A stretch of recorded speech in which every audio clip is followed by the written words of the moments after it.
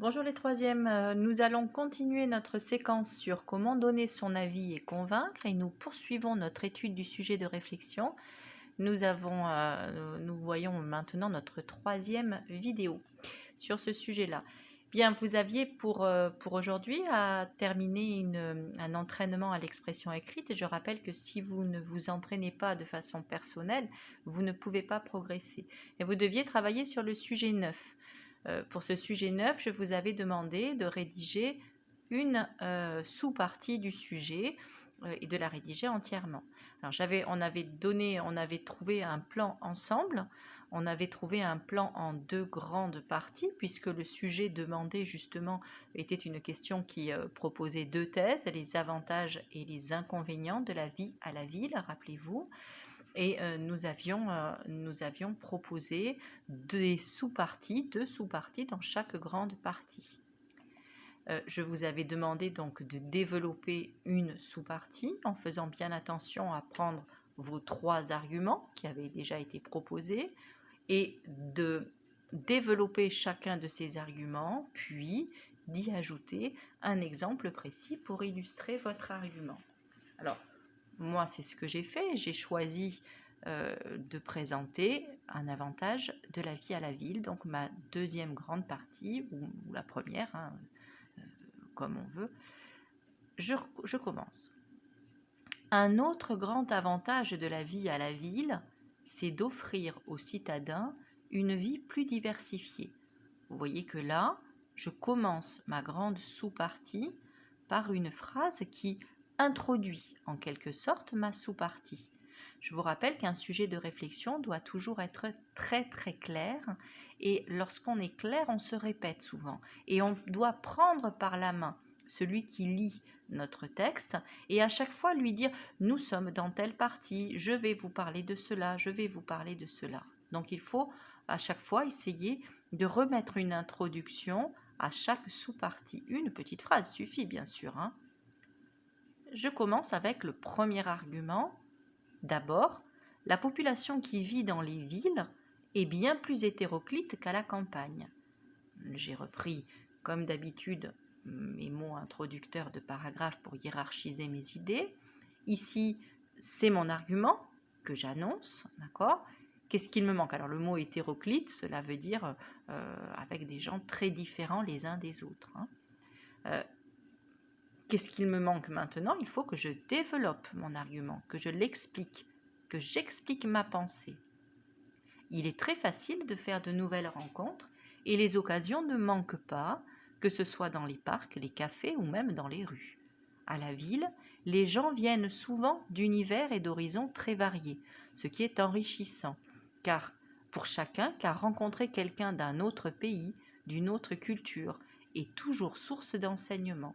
Cela permet souvent de devenir plus ouvert et plus tolérant.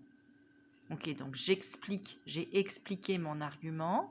À la ville, on voit des gens qui viennent de partout et de tout un tas de pays différents. Et cela est un avantage.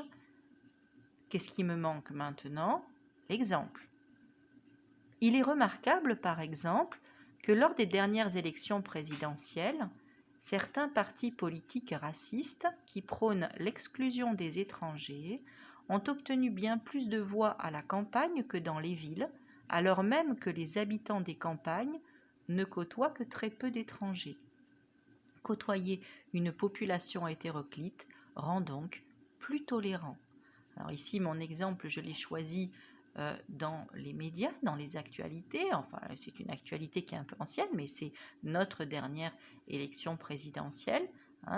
Je vous rappelle que au deuxième tour, on a eu Macron et Le Pen qui sont arrivés au deuxième tour.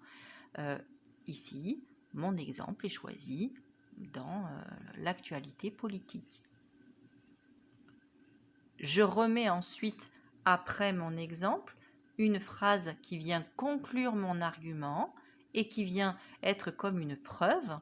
J'ai montré par mon exemple, j'ai appuyé, j'ai illustré mon argument par mon exemple. Mon argument était dans les villes, il y a des gens qui viennent de tous les pays du monde et cela est enrichissant et cela nous rend plus ouverts et plus tolérants.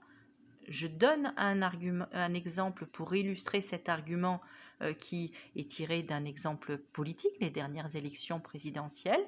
Et lorsque les dernières élections présidentielles ont étudié où avaient eu lieu les votes qui prônent l'exclusion des étrangers, on s'est rendu compte que ces votes avaient eu lieu bien plus souvent dans les campagnes.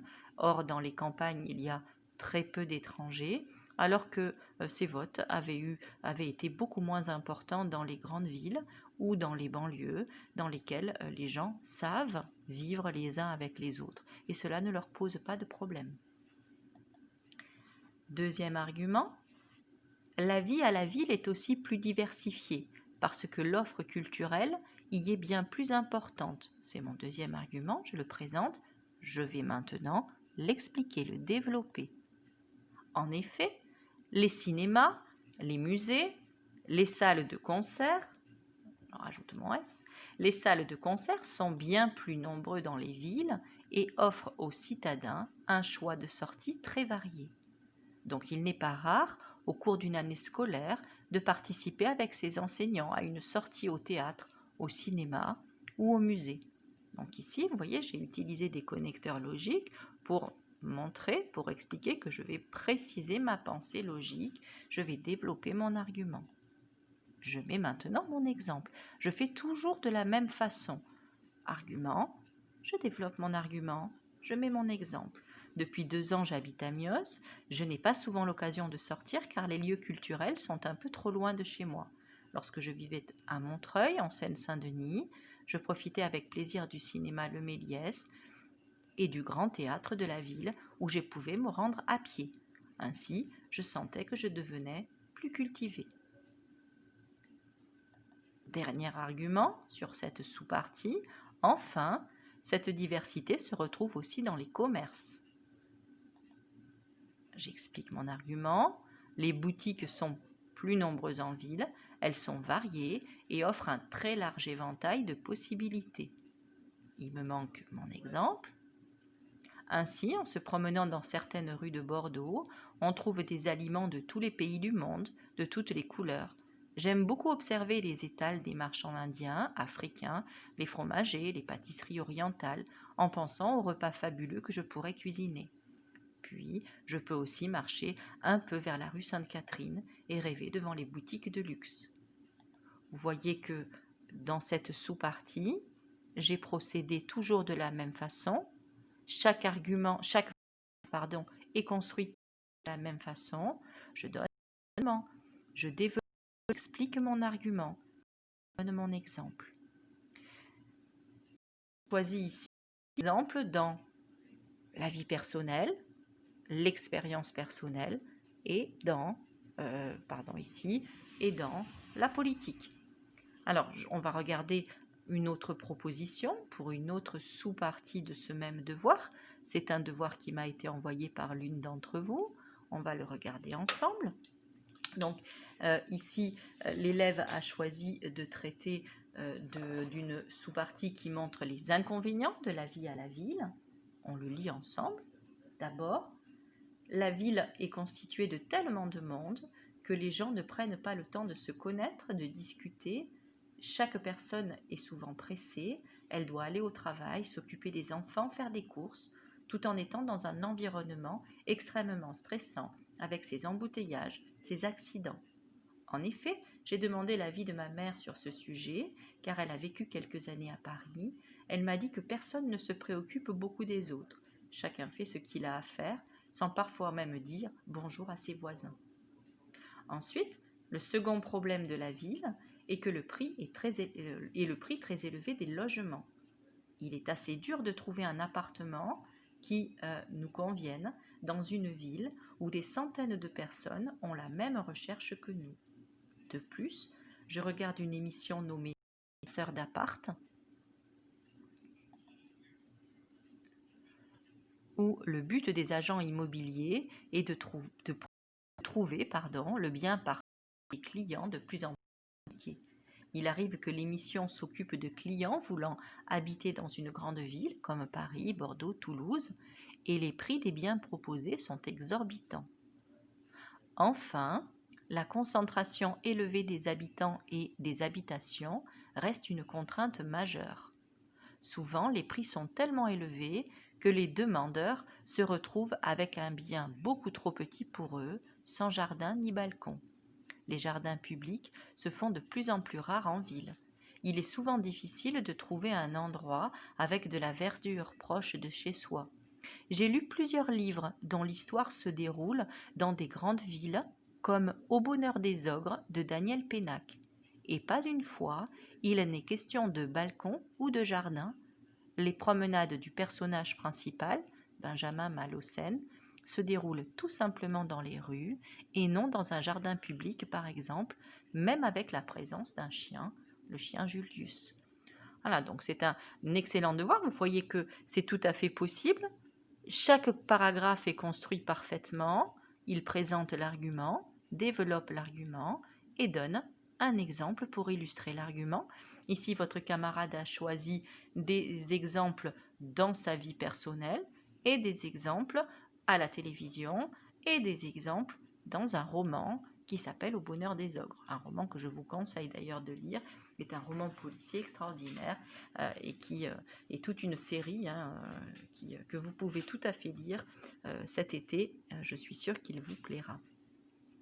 Bien, donc bravo à Jeannette, c'est un très bon devoir. Qu'est-ce que l'on aurait pu ajouter par rapport à son devoir? Quelle est la petite chose que l'on aurait pu améliorer? Elle aurait pu introduire sa sous-partie par une phrase toute simple. On aurait pu avoir par exemple un autre des inconvénients de la vie à la ville et que l'on y trouve une moins bonne qualité de vie et elle donne ensuite ses arguments. Bon, bravo à votre camarade. Vous voyez que quand on s'entraîne, on arrive. Bien, on a appris à fabriquer un plan. On a appris à fabriquer partie sous partie. On a appris à rédiger en utilisant des connecteurs logiques, des paragraphes. On a appris à organiser nos paragraphes en 3 parties. Voilà, argument, explication de l'argument, exemple. Maintenant, nous allons voir aujourd'hui comment rédiger une introduction et une conclusion.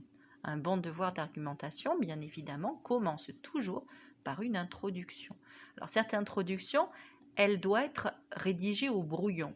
Elle doit être rédigée en entier parce qu'elle est très importante, parce que c'est la première image que vous allez donner de vous à votre correcteur.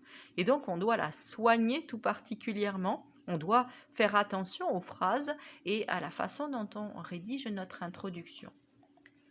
On veille bien sûr à la syntaxe, l'orthographe et la ponctuation. On fait très attention, on se relit, on vérifie.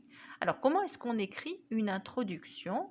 Comment est-ce que l'on va organiser l'introduction de notre devoir? L'introduction doit présenter clairement le sujet. Dans votre introduction, vous devez d'abord commencer par présenter le thème du devoir, ce sur quoi le sujet porte, ce sur quoi on vous interroge. Bien souvent, le sujet de réflexion est en rapport, alors ça c'était par rapport au brevet, il est en rapport avec le texte du brevet, donc on y fait une référence.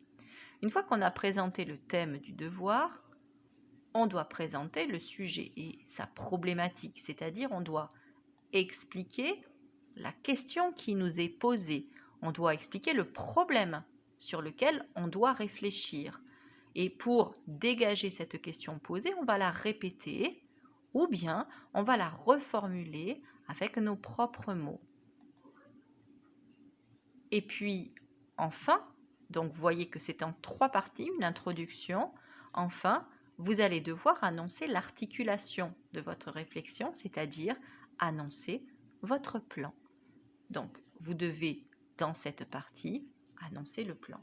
Voilà une bonne introduction. Elle se présente en 3 parties, mais c'est très court. Une phrase pour présenter le thème du devoir, une phrase pour présenter la question posée, et 2 ou peut-être 3 phrases pour annoncer le plan que vous avez choisi d'exposer. Ensuite, sur votre brouillon, vous devez aussi, on va dire, rédiger en gros votre conclusion. La conclusion, elle est aussi très importante parce que c'est la dernière chose que vous allez dire à votre examinateur. Alors, la conclusion, elle doit reprendre, comme son nom l'indique, reprendre ce qui a été dit dans le devoir. Elle doit résumer l'essentiel de l'argumentation. Et puis, enfin, elle va donner votre avis personnel sur la question posée. Moi, je pense que, pour ma part, j'ai la conviction que, je suis de mon côté persuadé que. C'est à ce moment-là, au moment de la conclusion, que vous donnez votre avis personnel. Et puis enfin, elle peut, mais ce n'est pas obligatoire, déboucher sur une autre question, poser un autre problème, qui en quelque sorte renverrait sur un nouveau sujet.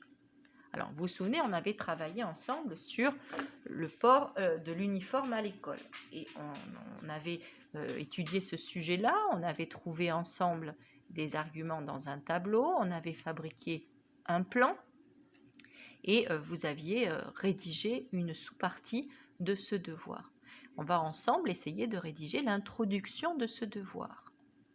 Alors, pour pouvoir rédiger l'introduction, je le rappelle, une introduction, elle est en 3 parties. 1, elle présente le thème. 2, elle reformule la question. Et 3, elle annonce le plan. Allons-y. Je reformule le thème. Le port de l'uniforme à l'école est un sujet qui donne souvent lieu à des débats dans notre société. Vous voyez, je reste simple, c'est court, c'est assez rapide. Bien souvent, on fait appel à quelque chose de plus général. Si jamais votre sujet est en lien avec un texte, vous pouvez faire référence au texte. Vous pouvez parler des médias, vous pouvez parler de l'actualité. Souvent, c'est comme ça que l'on commence un devoir. Puis, je reformule la question, le problème proposé. L'uniforme à l'école a ses partisans et ses opposants. Les arguments des uns et des autres ne manquent pas. Je répète, avec d'autres mots, ce qui m'est proposé. Et puis enfin, j'annonce mon plan. Nous verrons dans une première partie qu'il est possible, comme certains, d'être pour l'uniforme à l'école, car il est égalitaire d'une part et rassurant d'autre part. Nous étudierons ensuite l'avis de ceux qui sont contre, en montrant que l'uniforme est non seulement inefficace pour lutter contre les discriminations, mais également liberticide. Vous voyez que dans notre annonce de plan, c'est la partie la plus longue, j'ai utilisé la première personne du pluriel, nous, et pas le je. Vous vous souvenez, on a déjà vu quelqu'un qui faisait la même chose, c'était Victor Hugo dans sa préface du dernier jour d'un condamné. Le nous, quelquefois, et plus dans un sujet, est une façon de rester poli, c'est un nous de politesse, et puis c'est aussi une façon de montrer qu'on l'on a réfléchi avec une ouverture. Il y a des verbes que l'on peut facilement utiliser, essayer de les retenir. Nous verrons, nous étudierons. Et vous voyez que ces 2 verbes, je les ai mis au futur. D'accord ? Et puis ensuite, il faut être très précis. Dans une première partie, dans une deuxième partie, dans une troisième partie. D'abord, ensuite, enfin, d'une part, d'autre part, non seulement, mais également. Vous voyez, il faut utiliser dès notre introduction nos connecteurs logiques pour être extrêmement clair.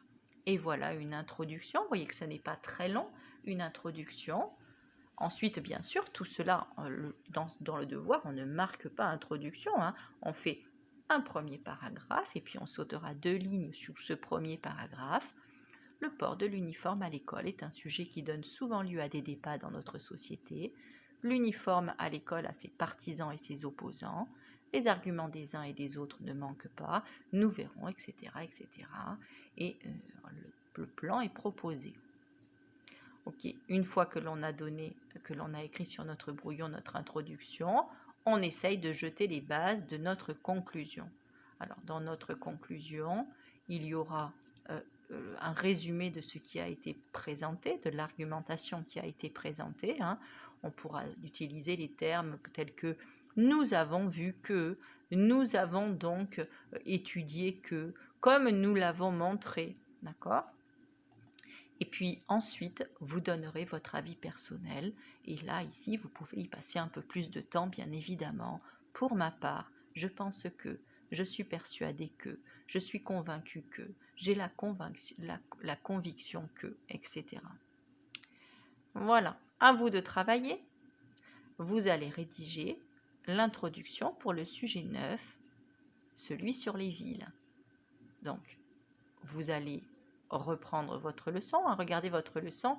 Dans votre leçon que vous avez imprimée au tout début de ce travail, il y a une des parties de la leçon reprend ce que j'ai mis dans la vidéo, là, les 3 parties de l'introduction. Donc, rédigez l'introduction et peut-être aussi, bien évidemment, la conclusion pour le sujet 9. Voilà, c'est tout pour aujourd'hui. Vous pouvez revoir cette vidéo, vous relisez attentivement ce qui a été dit, regardez la façon dont on rédige et puis entraînez-vous avec l'introduction du sujet 9. Voilà, à bientôt. Au revoir à tous.